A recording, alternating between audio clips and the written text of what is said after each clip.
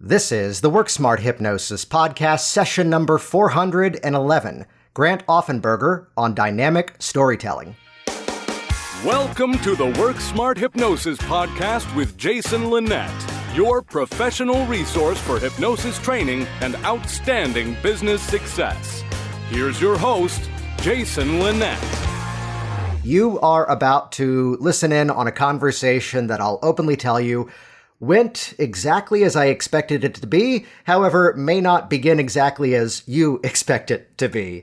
That Grant Offenberger is someone who I first really got to know by way of some sort of seemingly random interactions on Facebook and different groups, whether it was my Work Smart Hypnosis community or other groups that are out there.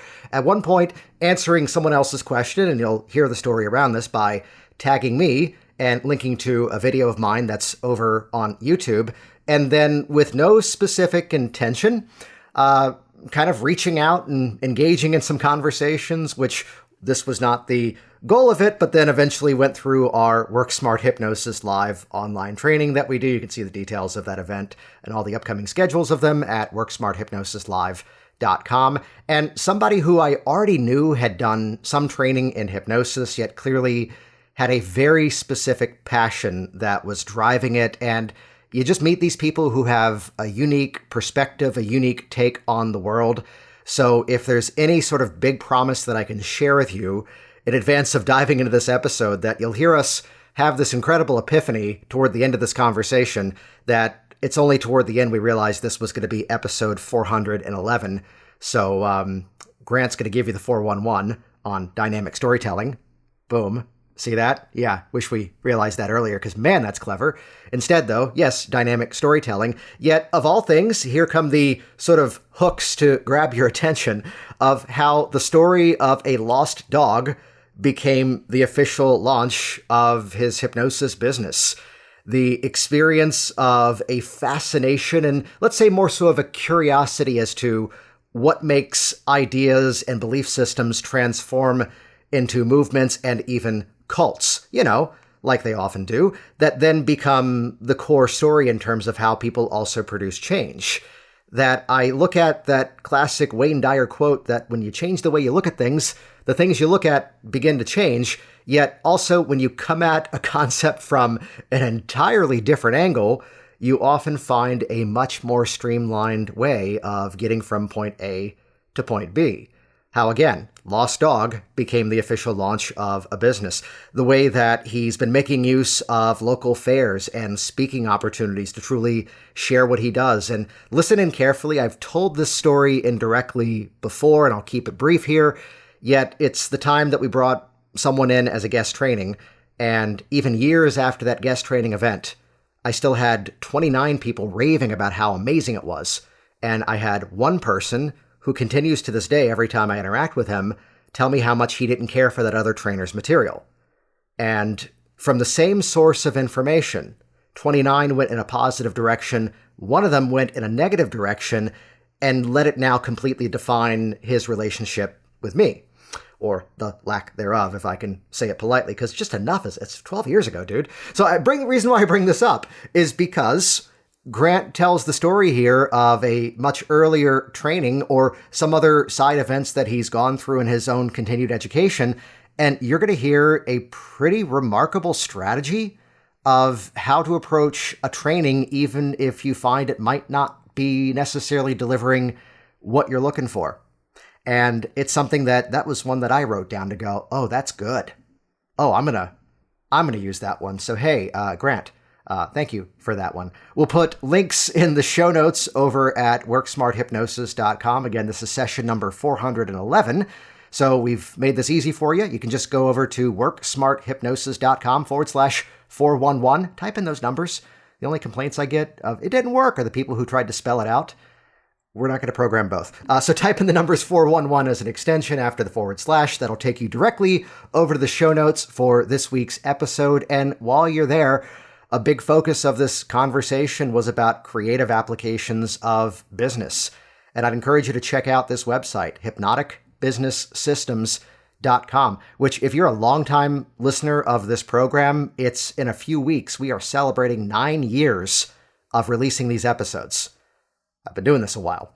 So 9 years of doing this program, and chances are you've heard me talking about a program that's called Hypnotic Business Systems several times. However, the long-term listeners, even those who are not yet members of this program, will also recognize that the story has changed. Oh wait, the story became dynamic. Thank you, Grant. Over the years, because at one point it was just tell you what to do. Then it became show you how to do it, as there's several step-by-step tutorials. So it's kind of like sitting next to me in my own office and I'm showing you some of the technical stuff piece by piece. And then it morphed into use my stuff. That the benefit for all of you of shutting the doors of the Virginia Hypnosis Company after 12 years and moving to Orlando, Florida, where it's kind of silly to run it as Virginia Hypnosis, gave me the permission and sort of license rights emotionally to then say, hey, here's this sequence of emails. Use it to get your clients. Here are these graphics that I've paid designers to create, and guess what? You can use them. You want to launch a digital program? Cool. Here's the complete transcript of one of the best-selling things that I've ever sold, and I'm just giving you that inside of Hypnotic Business Systems.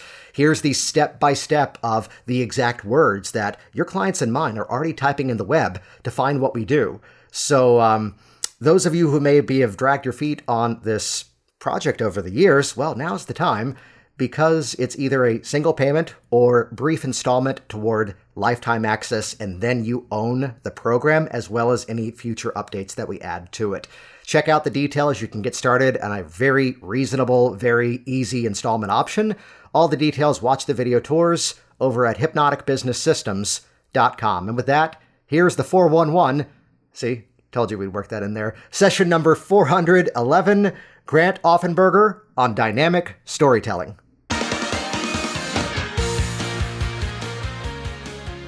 So that first introduction in hypnosis, I was always entertained by influential figures and interested in them. Infomercials, politicians, it was always so interesting to me. And I became really entertained and interested by cults. And I saw a video of Tony Robbins on Netflix, and I wanted to check it out to see if Tony Robbins was a cult. And I saw what he was doing. I thought it was really fascinating, and I wanted to know more. I looked it up. I saw what NLP was and what it was all about, and I was really hooked in that. Then when I went to the fair, I saw a stage hypnotist there, and I thought that was really interesting. And I wanted to learn both, so I tried to learn as much as I could through YouTube and reading different things. And as I got more and more information, I realized I kind of hit a block of learning more. And so then I started to find classes that I could pay for and learn even more and learn how to do it myself. Yeah, I'd love to kind of rewind back for a moment, because as you might imagine, that introduction is not the typical one that we normally have here, though if I can claim it already, 400 plus episodes in, it's one of my favorites. I'd be curious to ask, when you said I was entertained by, fascinated by, influence, persuasion, things that may fit into a cult-like structure. How would you define where that fascination came from? What that was driving either away from or toward? That's a good question. I know, right? We should record this. Yeah, you should do something with your life. Well, what was it that drew me to it? In terms of a pain and pleasure scale, Well, I mean, in terms of just having the interest in it. Mm-hmm. Which, by the way, this is a pre-frame to go into a "Hey, me too," and I'll share mine as well. Okay. So I just thought it was really interesting at how one person could hold so much power over people, and I thought it was interesting how some people chose to use it for negative self-fulfilling gain, and other people could use it to really change people's lives. I thought how you could do these simple techniques and you could either be real self-centered about it or really giving about it. And it was all just a matter of the person and their values. Was there a specific intention with it, a specific use that you had in mind, or just kind of more, I'm curious at this, let me see where this goes? Just pure curiosity and gratitude. Gratitude for learning how you could influence minds and learning how you can influence your own life through learning this stuff. Mainly, most of what my life is just curiosity and gratitude. I love that. Yeah, I'd share my sort of backstory to the same concept. I feel like you and I are about to, I already knew you and I were going to bond at a much deeper level on this one, which would be that the comedy mind becoming interested as the teenager in all things Monty Python, and this journey of the history specifically of their movie Life of Brian, which won the fascination that people were protesting a thing they had not yet seen. So the people who were mostly out there holding up signs, protesting what the movie was perceived to be about, had not even seen the movie. And then second of all, how it wasn't directly, and this will give some insight as to why some were offended, it was not meant to be a parody or a retelling of the story of Jesus Christ, yet it was a satire on a larger global conversation as to how new information can be introduced and rapidly become the truth, which, by the way, isn't that also the model for personal change? True. I suddenly realized that the cigarettes don't fit in my life anymore, therefore I don't have to smoke them anymore. And that's this structure of belief.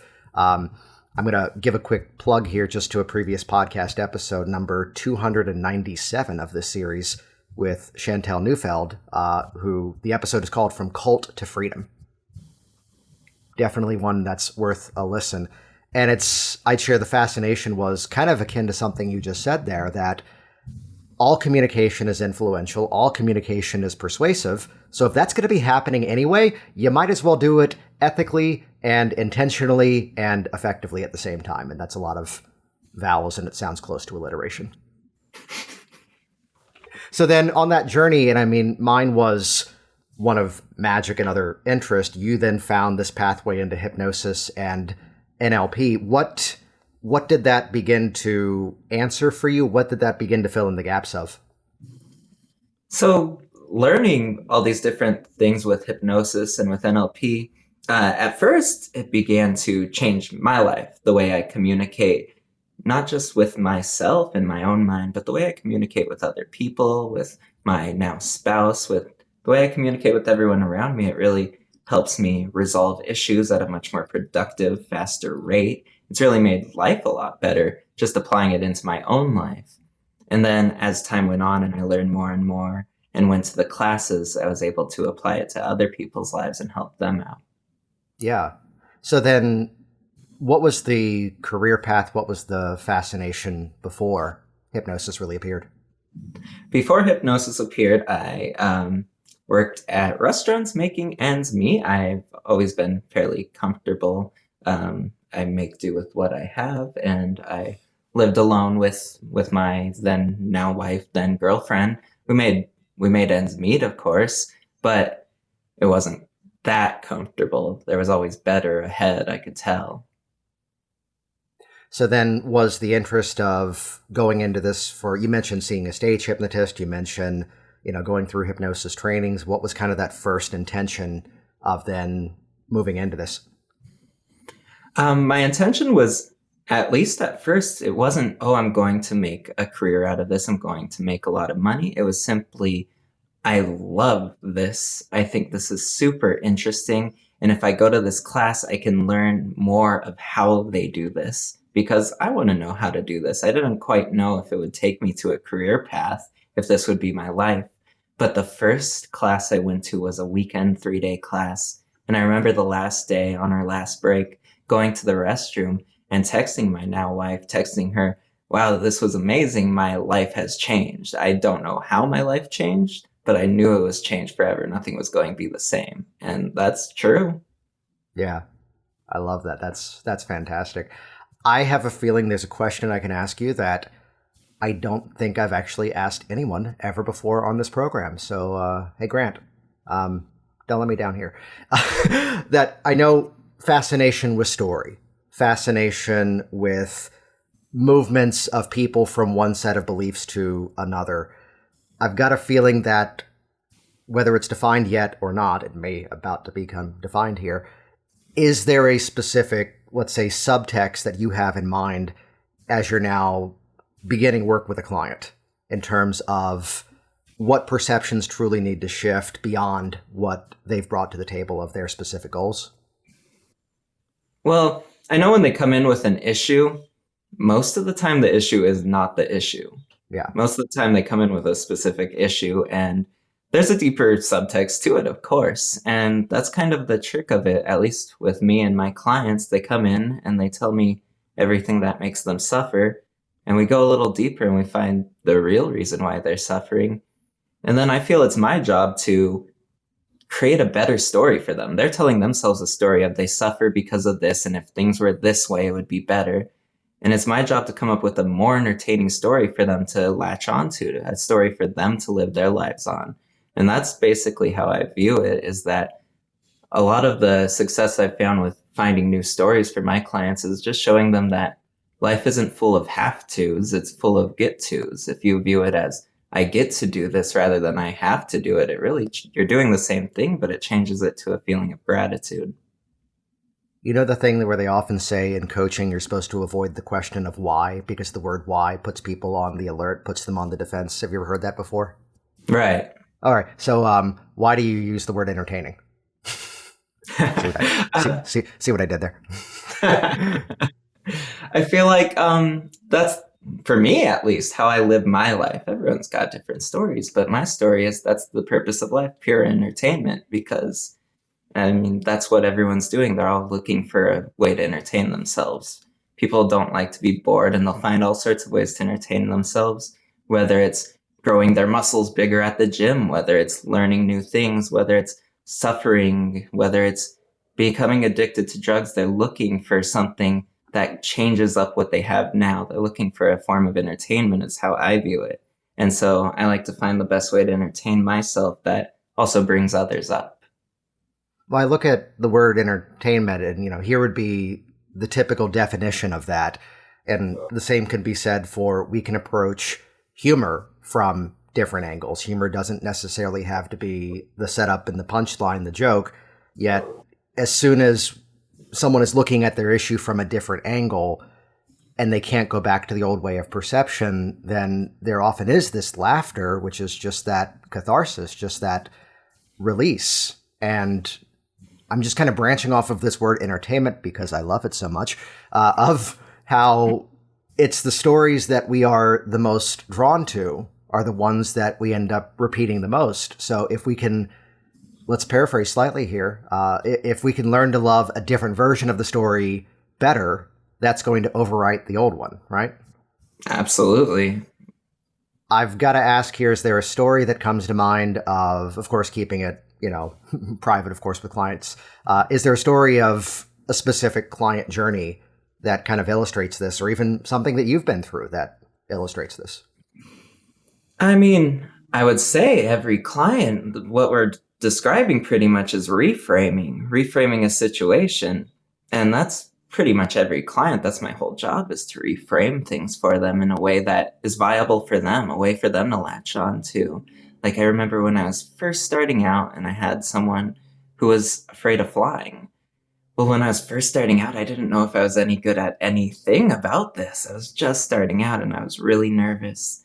And so it was my job to reframe flying as an enjoyable experience. And I got to learn about her life and how she lives it and her values.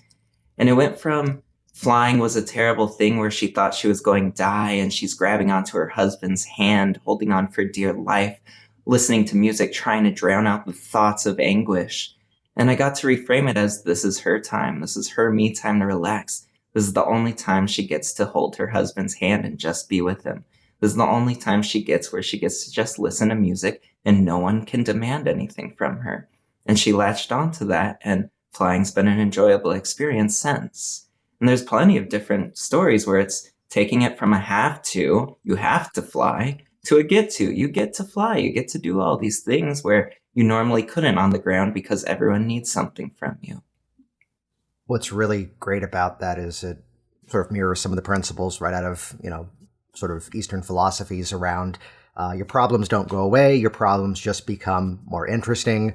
It's kind of the subtext of that book, which will lovingly censor here, The Subtle Art of Not Giving a Hello, that, we were chatting before we hit record here, and chatting by means of fixing some of the sound issues and dialing in proper volumes. And that just to relate to that, that could have been every reason to go, oh no, we're short on time. We're not going to be able to record this and get it released in due time. And instead it's the, hey, that's where we got to just kind of goof around and check levels and get oddly specific, where I say there's 3 different operating systems and here's your desired settings, because we've had to learn that over time. I want to go into something that I know is part of your story. And I think this is in part the first thing I ever really learned about you, which was that you sort of had this accidental journey as to where your clients first began to find you. Oh yeah, so that's a fun story. Basically, I was driving down the street and there was a dog in the middle of the road. And so we stopped the car, I opened the door, and he's a pit bull. And I want him to come in so he doesn't get hit by a car. And I lure him in with the delightful treat of a brownie, just enough so he doesn't die from chocolate, but just enough so he doesn't die by a car. He gets in the car. After I'm afraid he's going to maul my arm off, we get him to the house, and I post on my local city's community Facebook page that I found this dog and I'm looking for the owners. And I keep updating it with me having fun with the dog, and everyone's rooting me on, saying I should keep the dog, how great of a human being I am, what a blessing I am for having fun with a dog. Apparently it's a really good thing to do in this city.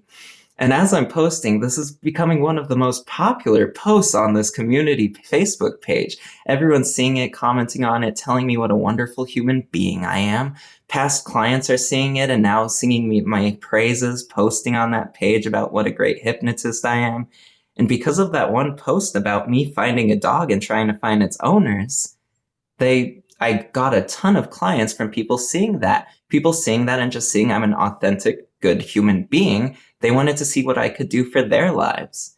Now, at the end of the day, I found the owners and they said I could keep the dog, so everything worked out in my favor. Yeah. All right, so we need to reverse engineer some of this here, other than telling everybody just pick up random dogs. That's just the trick. No, that's exactly what you should do. I think we found the title of this week's episode. This is Random Dogs? No. So how... Yes, this was inside of a sub-community that was not your own. How can you kind of walk us through how they went from this guy is awesome / he should keep this dog to I want to follow this story? I've got a feeling you might be also following this extremely specific story that I think is mostly on Reddit of the overweight gray cat named Cinderblock that's been walking on a water-based treadmill to lose weight, and Cinderblocks down a whole bunch of weight. Just you and me, or just me?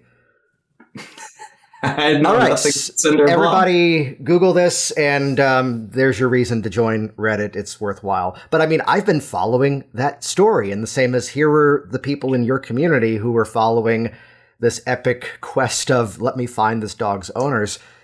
How could you define how they then figured out that, okay, this Grant guy also does this other thing, and hey, that could help me? Well, I happen to have it in the background. It's on my profile that I am a hypnotherapist, but I'm not pushing it on them. I'm not preaching it. I'm just existing, and I happen to do this. And when they look me up because they think I'm a wonderful human, they see I do this, and they see I'm not pushing it on them. So they see it as it's their own decision and their own choice that they want to see what hypnotherapy is all about. And since they know I'm a good guy, I'm a trusting person for them to test it out with. That is gorgeous. That is amazing. And okay, since we started the conversation around persuasion and cults, I have to ask, was that the plan at all in any way? Or did that become that's what I just did? With the dog or with the cults? With the fact that suddenly these people were finding your personal profile, connecting the dots and going, I bet he can help me with my fill in the blank. That was not the plan at all. I was actually just trying to find this dog's owners. Things just happen to work out in my favor a lot. I'm obliviously good at certain things sometimes, and that was one of the cases. But then once I realized, wait, that worked out, then I can replicate it. I'm only laughing at this over here and trying to stifle it, so now I have to explain it in case the audio picked it up. That there's an event I was at back in April, so about a month or so ago. And it was, we have a little extra time in the calendar. We normally don't do this, So would you all like it if we did like a Q&A for about an hour? And everyone loved it. And I knew the people organizing this event, this was not planned. However, the part that I'm like, I'm writing that down, that is amazing. It was just that, hey, I know we're going to have a lot of great questions. And I know based upon who's going to be answering it, which really doesn't matter for the context of this, they're going to go deep and give you some serious answers. Answers you probably wouldn't get anywhere else. However, can we just ask a favor? No one get up and do the thing where when you ask your question, you give a 5-minute infomercial. Yeah, I've got a question. My name is Jason Linett. I've been hosting the Work Smart Hypnosis podcast now for over 9 years. The entire theme of this company was built upon the premise of teaching hypnotists who already do hypnosis how to do hypnosis better, though because I use that language that also draws in the people who are brand new to hypnosis, and by featuring conversations like, how do you build culture within your team? And it's that people are smart and they know exactly what you're doing. I saw well-known business guy Gary Vaynerchuk one time give a keynote, and halfway through he pulls out his phone, looks at it and goes, who is, and he calls out a Twitter name and goes, who is this? Yeah. Okay, because that was tacky what you just did, because you're trying to ride my fame to then get people into your audience. Let me tell you how to write that instead so it'd work better. Which is, let them discover it on their own. So right there, everybody listening. Okay, so strategy 1 is basically house any random dog you find, says Grant. And strategy number 2 is look at all the places that you can optimize, that people will be looking. And it's where I resisted for years getting the website. I have it now, jasonlinett.com, because people find every creative way to not spell my last name properly. Step 1, I own all the wrong misspellings and they all redirect to the right place. Do your best. It'll take you there. And the other thing, though, was this discovery of, as much as it was stuff back in the day in like networking events or even on YouTube that was getting my name out there, one of the top 10 keywords, I forget which one specifically, was my name. Which, let's reverse engineer that. It's people going, who is this guy? Let me check up on him. And over time, there's companies that actually charge for this. I've never paid for it. Hey, when I Google my name, this random article from 2003 shows up. No, it wasn't a cease and desist or an arrest. But could you remove that from your site because it's interfering with my search results? And they went, okay. So it's sort of brand reputation type thing where now I have facilitated everything that shows up on that first page when you look me up. So to look at that as the example, there's so many opportunities that we're just leaving on the table, or leaving on the streets with the other doggies that need homes. I knew we'd find a way to bring it back on point here. What would you say what it was kind of was there a specific challenge to overcome along the journey of, moving from that initial sort of rush of people to then now leveraging everything else to start to bring in that flow of people? So at that time, I was getting a lot of people messaging me, and it was a struggle to kind of organize it because this was new to me. And so after that, once I kind of organized everything, I was able to kind of make sure everyone had their designated day, make sure, okay, this is the day I message people. This is the day I create content. This is the day I do this and that, and organize each day out to do mass amounts of the same thing, basically message everyone this day, create this content this day. And since then, it's been a lot easier. It's been easier to figure out, okay, I write 500 words a day for my upcoming book. And then after that, then I'll message these people. And it's basically just having a calendar has been what's helped the most. Yeah, so sort of organizing it so that it actually gets done. Right. Yeah. Which I'd love for you to tell. I'm breaking my rule here. I usually say when we start recording that this is not meant to be that tightly rehearsed interview of Jimmy Fallon going, oh, I heard you have a great story about a boat. Well, Grant, you and I go back. You have a story of appearing, was it a health fair? Was it a wellness fair? I appeared at a holistic fair. There we go. Same thing. Yeah.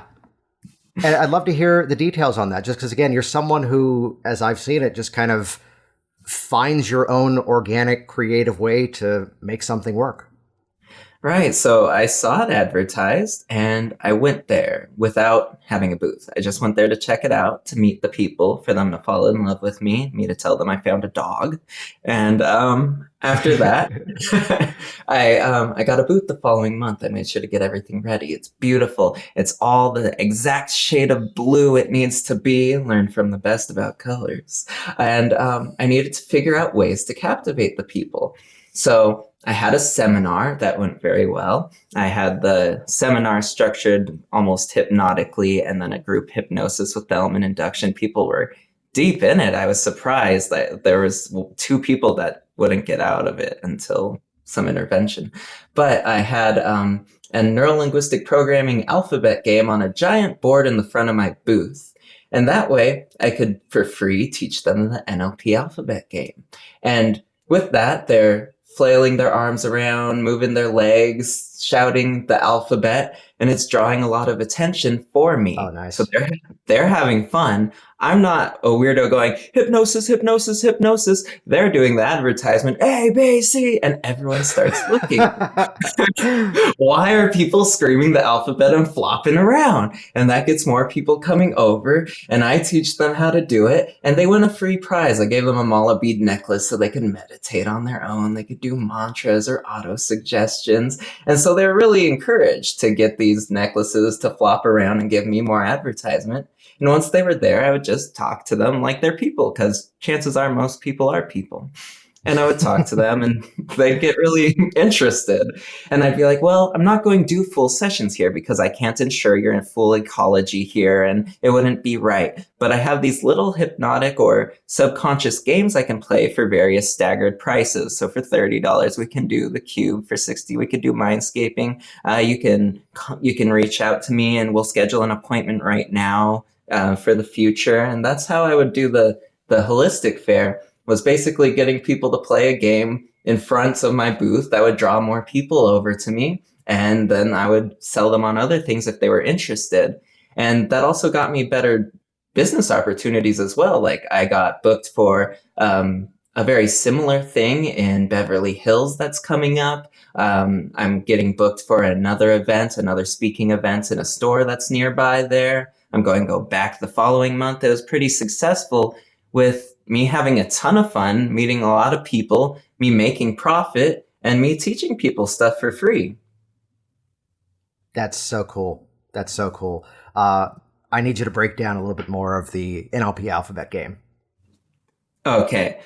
So it's the alphabet. It's missing the letter Z. Everyone asked me, why is there no Z? I told them John Grinder must not have liked it. Apparently there's a lot more people that know who John Grinder is than I imagined, because people are like, oh, John Grinder.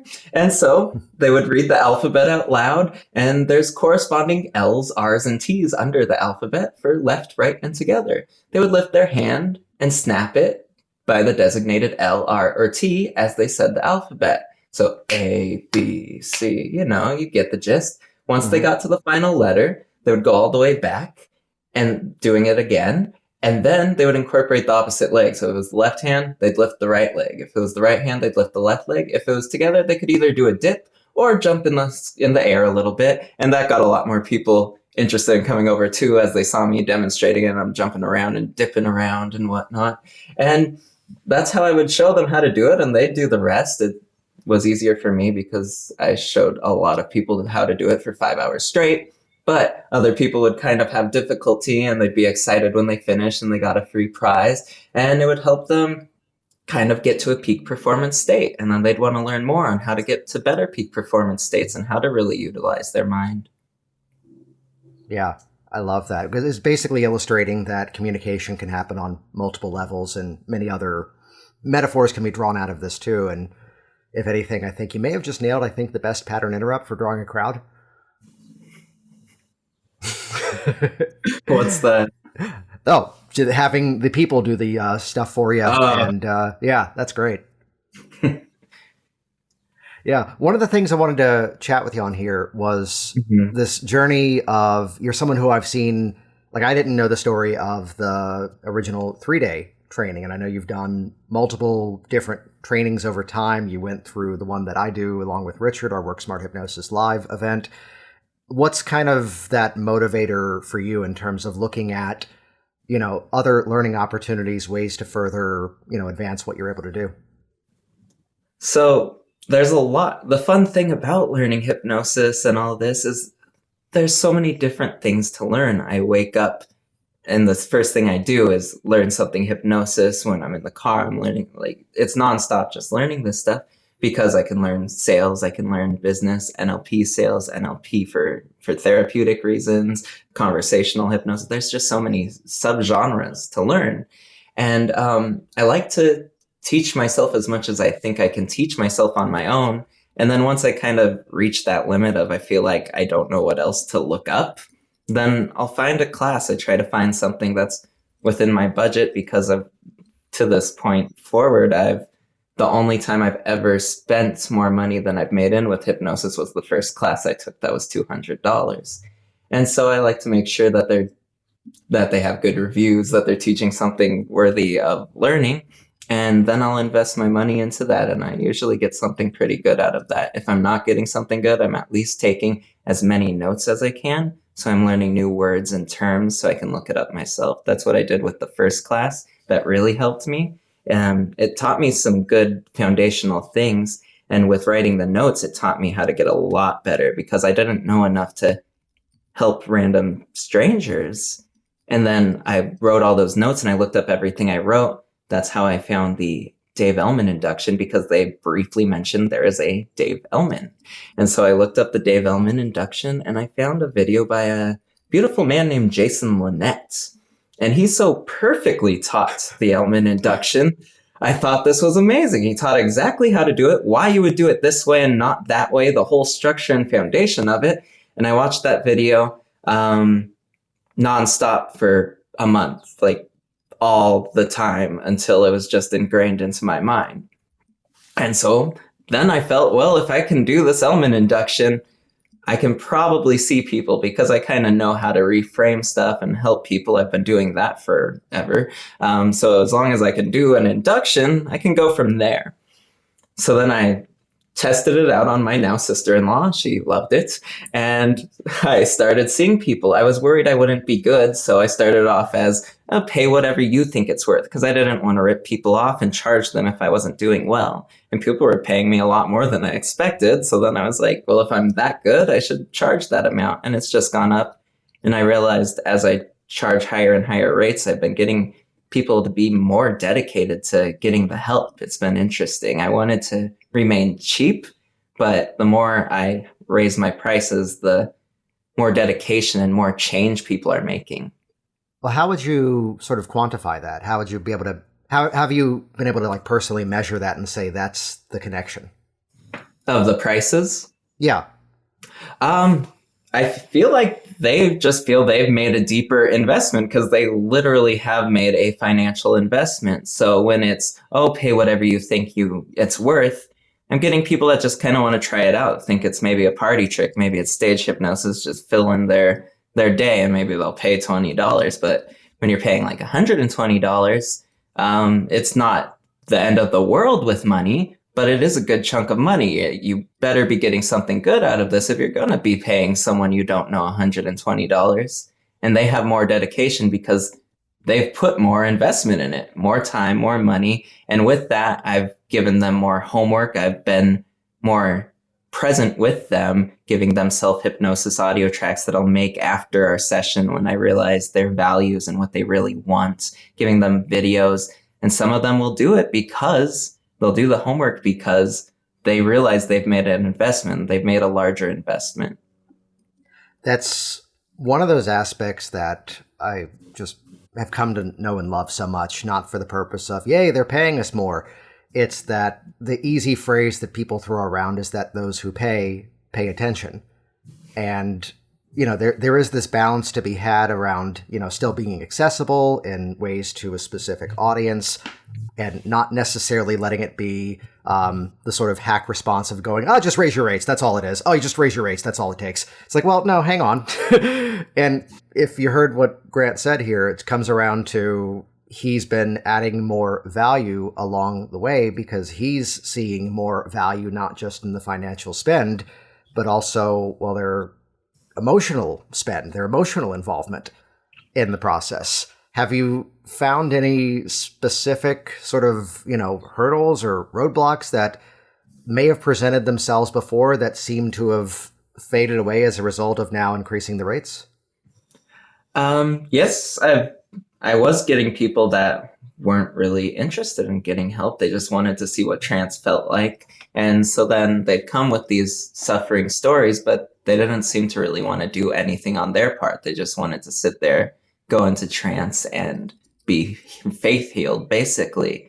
And with raising the rates, they kind of listen more. So as I tell them, I'm not performing any magical powers, like you're doing the work, I'm just showing you how to get there. Well, they're listening more because they're invested more emotionally, they're invested more financially, and they deeply understand that. And then I'm getting clients that know they have to put in the work, and they're happy to put in the work because it means changing their life. We were chatting before we started this, and I mentioned someone that a group of us have kind of reached out to go, hey, we heard that you do consulting on this one specific topic, and the side note that's helpful to this story is that it's like 8 or 9 of us that have partnered together and got this person to arrange an event just for us, which is really cool. And we'll leave the specifics out for obvious purposes, though good luck guessing. But I bring this up, though, because it's this big amount of money that each of us have spent. And so far, everything he's been sharing with us has been, well, it's sitting in the book that I've got sitting on my office desk right here. Yet it's the getting the questions answered. It's the getting the support. It's the sometimes getting that pat on the back that, yeah, you're doing this right. Keep that up. No, change this. My playful definition is the difference between consulting and coaching. Coaching, let me guide you through an influential journey from which you make your own discoveries. Consulting, that sucks. Don't do it that way. Do it this way instead. And there's always going to be this balance. And it's where, in part because of the spend, in part because of the time commitment, everybody's been showing up and people have been actually using the stuff. And the one person who goes, I'm going to send my assistant, we've already swarmed on to go, hey, this was your idea. Show up, and he's fixing things for that reason. I know you mentioned a book that's in the works. I know you mentioned several other speaking engagements. What is it that I'm going to generalize the question out. What is it that they would say you're the most excited about continuing to get better at in this field, in this profession, within your skills, anything of that nature? Right now, I'm really excited about the business aspect, about growing more people interested in hypnosis and hypnotherapy, because that's the big thing. If you look up what people are looking up, most people don't really know what hypnosis is. So I'm excited to write a book that's not preaching hypnosis. It's just ways that, have you noticed that you're living your life this way when you could be living it this way? And I'm doing speaking engagements where I show people what hypnosis is firsthand. It's more of just educating people is the most exciting part right now, because it's such an interesting field. It's such a fascinating phenomenon that most people don't know what it is. And if they do know what it is, oftentimes they're not quite accurate.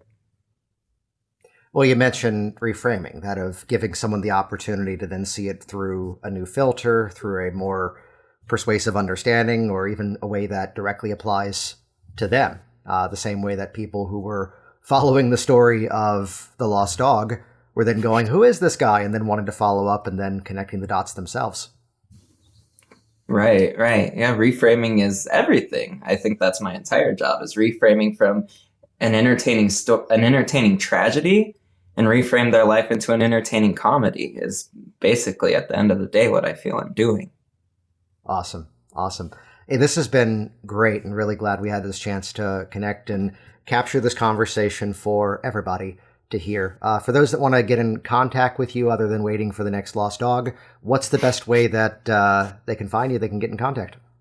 So my website would be the best way. That's grantmepeace.com. It has not just everything that I can help with hypnotherapy. It also has underneath a link with medical tested peer-reviewed studies. And under that are images highlighted the percentages of how much it helps. So you don't have to dig too deep to know that. And then as you go further with the website, there's my bio. And then there are upcoming experiences page. That's different events you can find me at. So you can find me at any different thing like the Holistic Fair, like I'm going to be doing a panel at one of the biggest conventions. Stay tuned for that. You'll be able to find out when the book comes out. You can scroll down lower to schedule an appointment. There's also my social media on there. So Grant Me Peace would be the designated place to find everything about me. And that has dashes between each word, right? I actually got the new domain. Yeah, last year they didn't have it. Now they do. grantmepeace.com or grant-me-peace.com will take you to the same website. Oh, I love it. Yes, so good. I was excited. Oh, but now someone's going to buy it with the underscores. Oh, I got to get nice thing spelled. I just cost you $9. That's fantastic. And yeah, great page with details on here and really nicely laid out as well.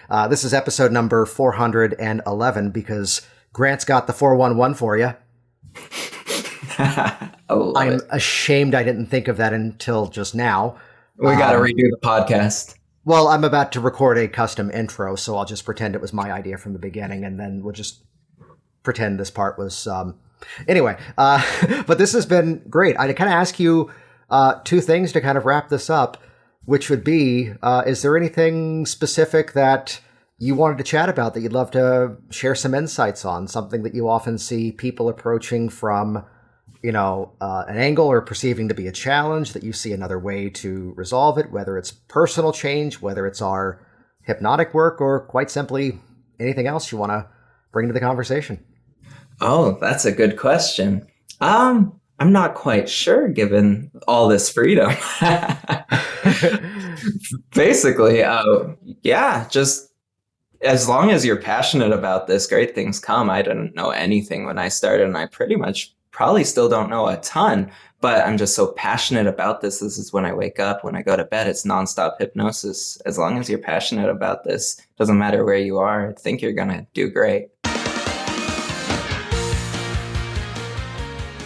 Hey, it's Jason Linett here once again, and as always, thank you so much for using this program in your ongoing journey as well as your ongoing conversations in this industry. You just heard Grant's personal story of sharing a video of mine talking about the adaptations of the Dave Ellman induction specifically done for online work. That was kind of our first indirect introduction to each other, and that's become one of the greatest unintended benefits of this. Hey, that's my lost dog story, I guess. I'm not trying to imply Grant is a lost dog. I am screwing up this metaphor, so we're going to keep going, though.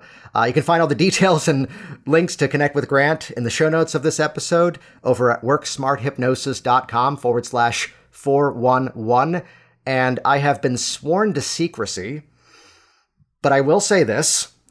We will update the show notes over at worksmarthypnosis.com/411 as the thing that Grant was not supposed to speak about, and he didn't speak about in our recording.